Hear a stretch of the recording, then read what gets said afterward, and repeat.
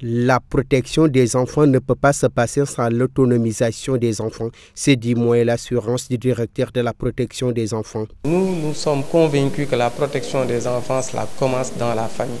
Il faudrait que les familles soient sensibilisées, il faut que les familles s'engagent. Il faut déjà lutter contre la négligence. Parce que tous les enfants qui sont victimes d'abus que nous voyons, c'est des enfants qui sont négligés.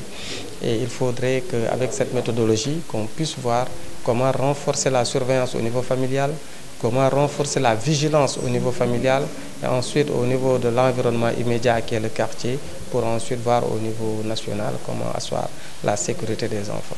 Ailleurs, le secrétaire général de son côté d'affirmer que la place d'un enfant n'est pas dans la rue.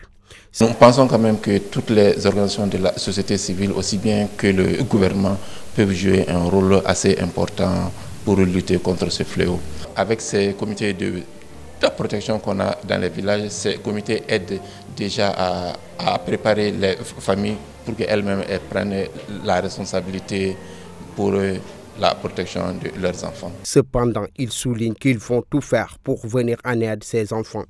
Mais aujourd'hui, beaucoup de choses restent à faire dans la surveillance, dans l'alerte, dans la prévention des violations concernant les enfants.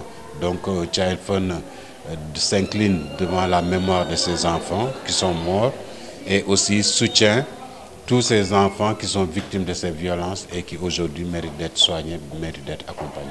L'autonomisation et la protection des femmes étaient le thème que les femmes ont abordé en ce 8 mars, ceci dans le but de venir en aide aux femmes, mais aussi aux enfants.